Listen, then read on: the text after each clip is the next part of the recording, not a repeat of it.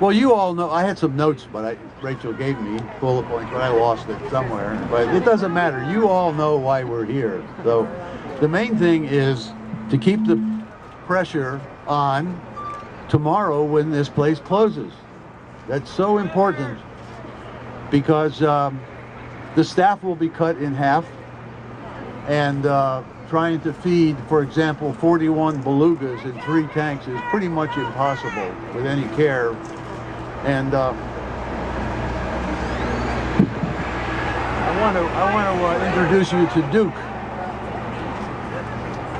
This is Duke, and when I first came here in 1991, it was really Duke that brought me here. Some undercover footage that Kara Sands shot inside the warehouse of Duke and all of the others. You can see, if you look closely, his face is all scarred up. You can see what they call rake marks. This is from biting and fighting. His eyes are damaged, his jaw is damaged. And we actually found a place in the Turks and Caicos Islands to rehabilitate Duke. I don't think he was necessarily a candidate to be released in the wild, but he could have lived out his life at the Conch Farm, which is a fenced-in area that's a square mile, where Duke could have experienced the natural rhythms of the sea and the tides and the currents, and it wouldn't have cost John Holer anything. And he wouldn't do it. He let Duke die here. And I think he's going to do the same thing with this walrus that Phil Demers was talking about earlier. So I met with Phil last night, and we were trying to figure out how to get Smoochy back to Russia and released back in the wild. I mean, we might as well go for what we really want. That's what. It's probably not going to happen, but let's try to do it anyhow. Since we're and so we're trying to figure out how to do that. Maybe buy Smoochy, you know. I suggested last time. So I just met Phil. I don't know him that well, and he's asking me for advice, and I'm probably the last guy to ask, because I suggested, knowing that Smoochy follows him everywhere, let's just go in there with the bolt cutters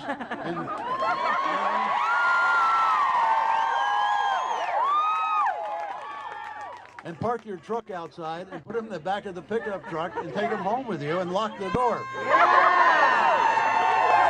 And see what happens, because he's going to die in there, or she, excuse me, it's a female.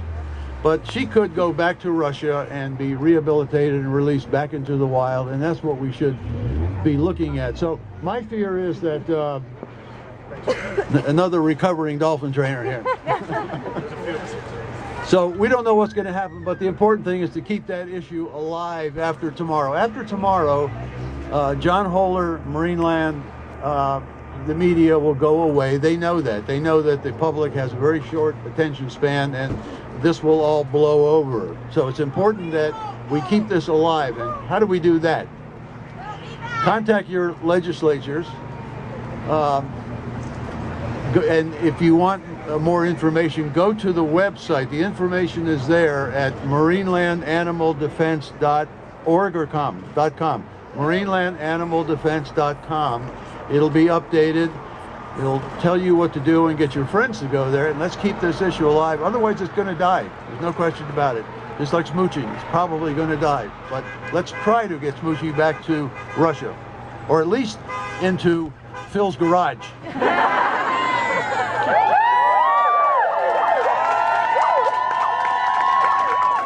We can figure out what to do from there. But once we get the animal out of this dolphin abusement park and into his backyard, you can figure out what to do. The public around the world will support that effort. So that's one thing.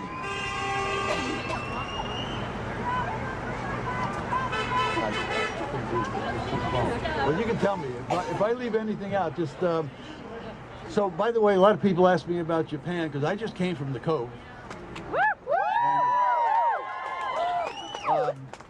And we have a team there, and I'll be going back there on Thanksgiving. I know it's Thanksgiving here, but in America it's in November, and so we're returning there. And our work there is about getting the Japanese people involved.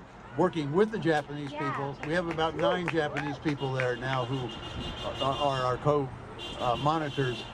There's only 2 of them there at the moment, but there'll be more. And trying to get the word out that the dolphin meat is contaminated and that we should not be eating it, and that is working. Before the cove, they were killing 2,100 dolphins in the cove. Today, last year, it was down to 800 because the demand is dropping.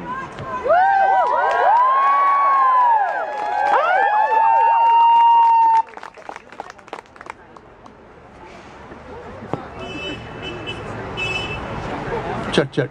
So it's really important to get the Japanese people involved and take ownership of the issue, and that's what we're doing over there. I'm a huge Ariana Gillis fan. She's going to be a household name in Tokyo at some point, and so she's agreed today to come to Japan, and we'll put a concert together and maybe a Japanese band, and it's another way of working with the Japanese people. Sometimes it's better to get people to be for something than against something. And one of the things we're doing is working with people in Makura, Miyakojima Island, where it's the opposite of Taiji, where people respect dolphins. And there's about 300 of them. They have names for them, and they desperately need tourists from Tokyo to come to these islands because they are like the forgotten victims. They had a volcano blow 5 years ago, and everybody had to leave the island for 5 years, and their economy's in shambles. So one of the things we're doing is we're putting together a concert in Tokyo called Tokyo Celebrates the Dolphin. Again, trying to get people to be for something instead of against something, and you'll hear more about that later. But back to Canada, yeah, the main thing is to keep this issue alive. That's the most important thing. Stop the importation of dolphins and other whales, especially from Russia.